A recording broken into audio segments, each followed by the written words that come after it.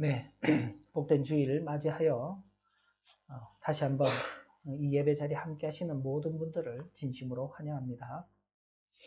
네, 참 우리가 뜻하지 않는 일들 속에 오늘 또 이 예배가 예배당에서 하지 못하고 이렇게 또 각 가정에서 또 온라인으로 예배가 진행됩니다. 앞서 말씀드렸던 것처럼 그럼에도 불구하고 성도는 항상 하나님 앞에 예배하는 자로 살아가는 것입니다.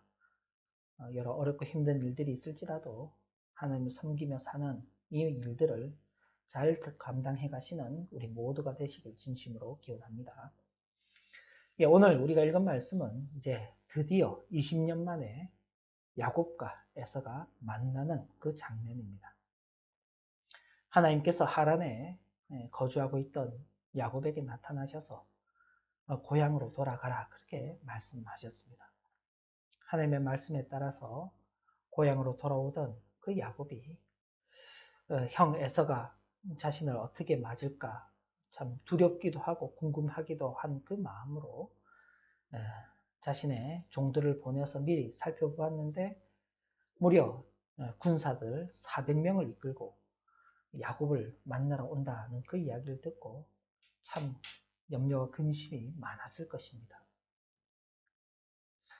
가족들을 나누고 요단강을 다 건너게 한 다음 홀로 야복나루에 남아서 밤에 잠을 자던 중에 하나님의 사자가 내려오는 것을 보고 그와 더불어서 씨름하게 되고 그리고 그 싸움에서 참 하나님께서 저어주시는 그 은혜 속에 이제 야곱이라는 발 뒤꿈치를 잡은 자, 속이는 자라는 그 이름에서 이제는 야곱이 아닌 이스라엘, 하나님과 사람으로 더불어 겨루어 이긴 자, 승리한 자라는 그 이스라엘이라는 이름을 이제 부여받게 됩니다. 하나님께서 함께 하신다는 그 확신 속에 이제 두려움을 떨쳐버리고 이제 다시 요단을 건너서 이제 에서를 만나러 가는 것입니다. 자, 에서가 장정 400명, 군사 400명을 이끌고 오는 것을 본 야곱이 자신의 자녀들과 아내들을 이렇게 먼저 보내고 난 다음 그들 앞에서 서서 이 에서에게 7번 엎드려서 절을 하는 것입니다. 참 이전에 이 야곱의 모습과는 전혀 다르죠. 배가 고파서 사냥한 후에 배가 고파서 돌아온 그 형을 놀리며 팥죽 한 그릇을 이렇게 팔 때 장자권을 넘기면은 이 팥죽을 주겠노라고 하며 얼마나 형을 놀렸을까요? 근데 이제는 그런 모습이 다 사라지고 에서에게 몸을 7번이나 굽혔다. 특별히 이제 이 성경에서 7이라는 숫자는 완전한 수를 의미하기 때문에 참 야곱이 그 교만한 마음을 다 누그르고 아주 겸손하게 에서에게 머리를 숙인 것으로 그렇게 볼 수 있습니다. 그런데 놀라운 것은 이 에서의 모습입니다. 분명히 에서는 20년 전에 야곱을 죽이려고 했던 사람입니다.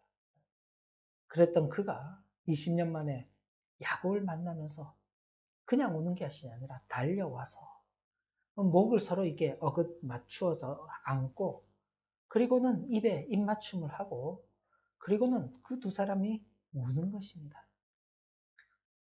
참 하나님께서 지난 세월 속에 참 이 두 사람의 모습들을 이렇게 바꾸어 가시는 그리고 자신 앞에 서 있는 야곱의 그 가족들에 대해서 소개를 다 받는 것입니다. 야곱은 하나님께서 이 에서의 마음을 이미 움직이셔서 자신과의 그 갈등을 다 해결해 주실 것이라고 그렇게 확신하였지만은 그래도 자신이 가진 그 예물을 형 에서에게 준다면은 형의 마음이 조금 더 부드러워질 거라고 생각을 하고 자신이 가진 그 재산 중에서 형 에서를 위해서 예물을 이렇게 주었습니다. 자, 이 에서와 야곱의 싸움은 축복 때문에 일어난 싸움입니다.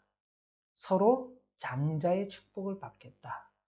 그 장자의 축복이라는 것은 달리 표현하면은 부모님의 재산을 이어받는 것입니다. 가장 쉽게는 부모의 재산이 장자, 첫째 아들에게 상당 부분 이렇게 수여가 되고 차자, 둘째는 그거보다는 적게 이렇게 베풀어지는 것이죠.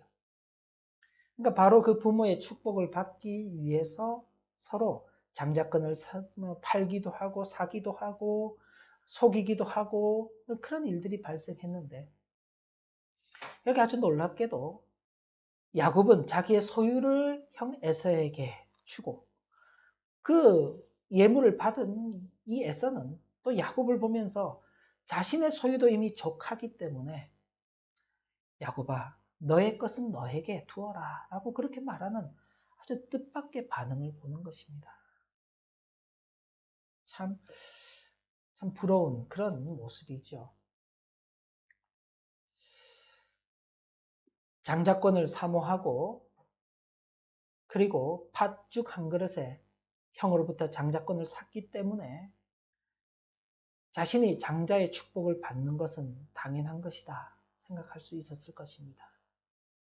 그래서 아버지를 속여서라도 형을 속여서라도 그 복을 받아야지 했는데 그것이 잘못되었다는 것을 이제는 인정하는 그런 모습이죠. 그리고는 형에게 머리를 숙이고 자신을 낮추는 모습은 하란으로 떠나서 그 20년간의 그 혹독한 훈련의 과정들이 결코 이 야곱에게 헛된 것이 아니었다는 것을 보여주는 것입니다. 역시 에서도 역시 마찬가지입니다. 자신을 속인, 그 자신이 분명히 야곱에게 장자권을 팔았잖아요. 그런데 자신의 장자권을 뺏어갔다고 그렇게 야곱을 죽이려고 했던 그 에서였지만은 20년 만에 다시 야곱을 만나게 되었을 때 그 역시도 달려나가서 그를 껴안고 울며 심지어 그가 소유를 예물을 준다고 할 때 그것을 거절하는 그런 모습들을 보면은 에서에게서도 20년이라는 세월 동안 참 하나님께서 그를 훈련하고 연단하셨다는 것을 우리가 보게 되는 것입니다. 형이지만 동생에게 자신과 자신이 거느린 그 군사들 400명의 장정들로서 동생이 가는 그 길을 호위하겠다고 그렇게 자신을 이렇게 낮추고 동생을 위해서 헌신하는 그런 에서의 모습. 형이 그렇게 호의를 베풀 때 참 겸손하게 내 주여, 내 주여라는 표현을 반복적으로 쓰면서 야곱이 에서를 내 주라고 부르는 내 주인이다 라고 그렇게 부르는 것입니다. 그렇게 부르면서 형에게 참 간곡하게 혹은 겸손하게 형을 대하는 그런 모습들을 보면 이들의 관계가 더 이상 서로를 속이거나 죽이려 하는 그런 모습이 아니다 하는 것을 우리가 어렵지 않게 확인하게 되는 것입니다. 두려움으로 형을 만나러 가던 그 길에 참 하나님께서 함께 하셔서 형의 마음도 눈 녹듯이 그렇게 녹아져 버렸고 서로가 형제가 이전에 그렇게 참 죽이고 도망하는 그런 관계에서 이제는 참 서로가 서로를 위하는 그런 아름다운 그런 관계로 이렇게 발전하는 모습을 보면서 참 하나님의 은혜가 놀랍다 하는 것을 깨닫게 되는 것입니다. 근데 여기까지 딱 하고 성경 말씀이 끝나면은 참 좋은데 문제가 이제 다른 곳에서 발생하는 것입니다. 이 야곱이 당면했던 가장 큰 문제는 형이 자신을 죽이려고 했다는 것이잖아요. 그러니까 형이 20년 만에 만났는데 그 형이 아직도 자신을 죽이려고 한다면 앞서 말씀드렸던 것처럼 400명이나 되는 그 군사들을 이끌고 와서 자신을 공격한다면 살아남을 길이 없는 것입니다. 그런데 자신이 당면했던 가장 위급했던 그 문제가 해결되자 형에서와의 갈등이 사라져버리고 나자 원래 이 야곱이 가야 할 곳은 베델이었습니다. 근데 베델로 가지 않고 숫곳이라는 곳에 중간에 머물게 되고 거기에 장막을 치고는 살게 되는 것입니다. 이 숲곳이란 뜻 자체가 장막들이라는 뜻입니다. 그곳에서 천막, 텐트를 치고 일정 기간 거주를 하게 되는 것입니다. 그리고 거기로부터 또 조금 옮겨가서 좀 더 큰 곳인 세겜이라는 곳으로 가서 거기에서 심지어 땅까지 사면서 자기의 거처를 마련하는 것입니다. 그냥 천막을 치면은 잠시 머무는 것인데 이제 그곳 세겜 사람 하몰의 아들 세겜으로부터 땅을 사게 되니까 이제 그곳에 정착할 마음을 갖고 있는 것입니다. 물론 이 야곱은 거기에서도 하나님께 예배하며 여전히 하나님을 섬기는 사람으로 그가 그 자리에 있었지만은 분명한 것은 그곳은 야곱의 최종적 목적지가 아닌 것입니다. 베델로 가야 될 그 야곱이 베델로 가지 않고 세겜이란 곳에 머물러 버린 것이죠. 야곱이 당면한 문제가 해결되자 자신이 가야 될 목적지도 잃어버린 것입니다. 그리고 야곱이 또 하나 잃어버린 게 있는데 야곱이 하나님의 언약을 잃어버렸습니다. 야곱이 하란을 떠나오게 된 이유는 그가 하란으로 갈 때 베델에서 만났던 그 하나님께서 자신과 맺으셨던 그 언약을 이루시고자 이제 다시 그 야곱으로 하여금 하란에서 베델로 돌아가라고 그렇게 말씀하셨기 때문입니다. 그러니까 하나님께서 야곱과 맺으신 그 언약을 이루시기 위해서 야곱으로 하여금 베델로 가라고 했는데 이 야곱은 하나님의 언약을 잊어버리고는 하나님의 언약을 잃어버리고는 그저 세겜 땅에 머물려고 하였던 것입니다. 이렇게 그 신앙을 잃어버리게 될 때 전혀 다른 그런 의도치 않는 참혹한 결과가 나타나게 되는데 자세한 내용은 34장에서 다루겠지만 자신이 편안하게 장기적으로 거주해 보리라고 생각했던 그 세겜 땅이 야곱이 생각했던 것과는 전혀 다르게 그 땅 세겜 땅에 하몰이라는 사람의 아들 그 세겜이 자신의 딸 디나를 성폭행하는 그런 일이 발생하게 되고 그리고 동생이 그렇게 성폭행을 당한 것을 분하게 여겼던 야곱의 아들들이 그 세겜 사람들을 속이고 그들을 다 죽이는 그런 처참한 결과가 발생하게 되는 것입니다. 결국 이런 감당할 수 없는 그리고 기대하지 않았던 그런 참혹한 결과 앞에서 비로소 야곱은 자신이 목적지를 잃어버리고 하나님의 언약을 잃어버린 그 사실을 깨닫게 되고 다시금 하나님 앞에서 베델로 돌아가라 라는 그 하나님의 말씀 앞에 다시 서게 되었던 것입니다. 우리는 많은 경우에 우리 눈앞에 펼쳐져 있는 문제가 가장 중요하다고 생각합니다. 그런데 많은 경우는 그 문제보다는 그 문제가 지나고 난 다음입니다. 우리의 신앙 걸음에서도 어렵지 않게 확인하게 되는 것은 어려운 일들이 생기면 우리가 어떻게 합니까? 다들 기도하시잖아요. 기도를 합니다.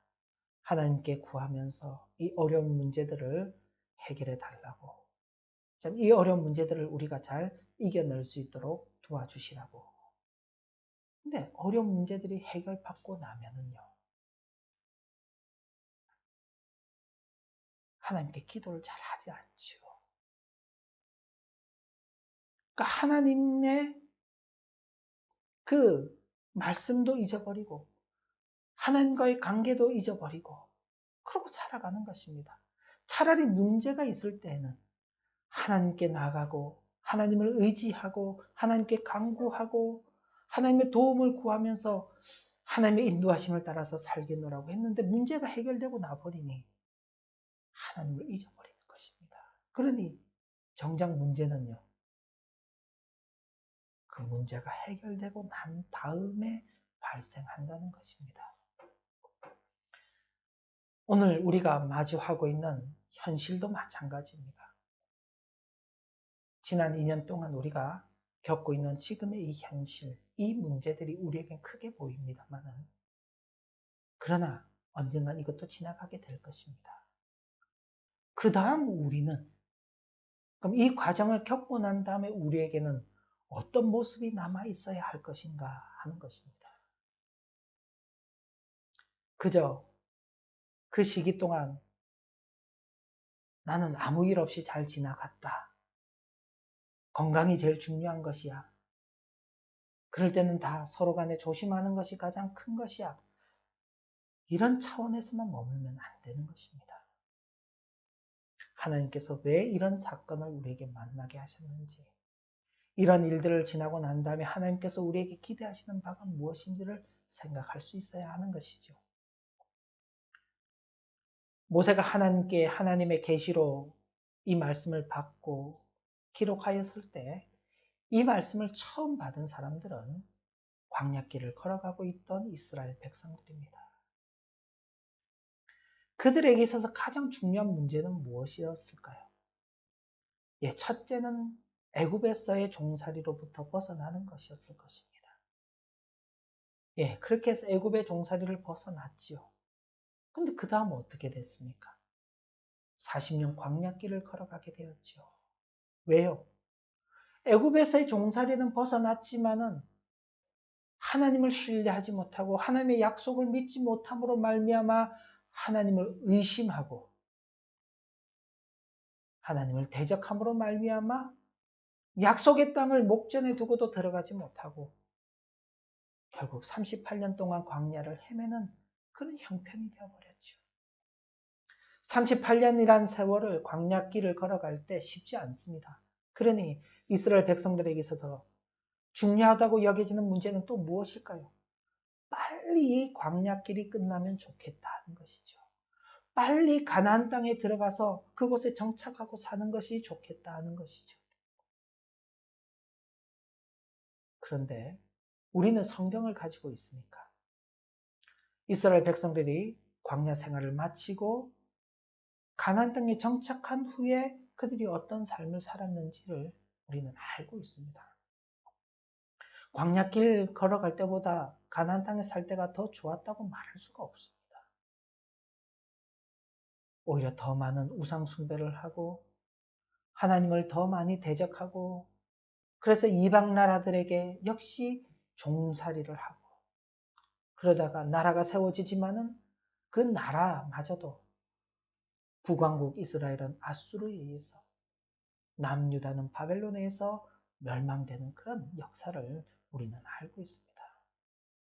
그러니 모세가 지금 이 말씀을 기록하고 있는 이유는 출애굽도 아니고 광야길을 벗어나는 것도 아닌 그 다음의 과정 속에서 어떻게 하나님을 섬기는 자로 살아가야 할 것인가? 어떻게 하나님과의 어떤 관계 속에서 살아가야 할 것인가? 그 다음의 문제가 훨씬 더 중요하다는 것을 보여주기 위해서, 교훈하기 위해서 이런 내용들을 기록하고 있는 것입니다. 그리고 그 말씀은 오늘 살아가고 있는 저와 여러분들에게도 동일하게 주어지고 있는 것입니다. 우리 눈앞에 있는 문제들은 하나님을 바라보게 하는 수단들입니다. 이런 형편 속에서 저와 여러분들은 하나님을 바라보아야 돼요. 그리고 그렇기 때문에 우리들은 문제가 있든지 문제가 없든지 항상 우리를 도우시고 우리를 인도하시고 우리와 함께 하시는 하나님만을 바라보고 그 하나님을 섬기는 자로 살아가야 하는 것입니다. 당면한 문제가 해결되는 것이 끝이 아니라 문제가 있든지 없든지 간에 우리는 항상 이런 삶을 살아야 한다는 것을 교훈받게 되는 것입니다. 이 말씀을 마음에 깊이 새기고 살아가는 저와 여러분들의 복된 생애가 되시기를 진심으로 기원합니다. 기도 올립니다. 하나님 아버지, 당면한 문제들은 잘 해결되었으나 참 그것으로 인해서 오히려 신앙의 그 목표점과 또 하나님의 언약을 잃어버린 그 야곱이 겪게 되는 참 참혹한 결과들을 보면서 우리들 역시 당면한 현실 속에서 만나게 되는 어려움들에만 마음 뺏기지 말게 하시고 그 어려움 뒤에 정말로 우리가 참되고 바른 신앙인으로서 하나님 앞에 온전하게 서 있을 것인지에 대해서 더 깊은 관심을 갖고 더 마음을 써가는 그런 생을 살아갈 수 있도록 인도하여 주옵소서. 예수님 이름으로 감사하며 기도 올리옵나이다. 아멘.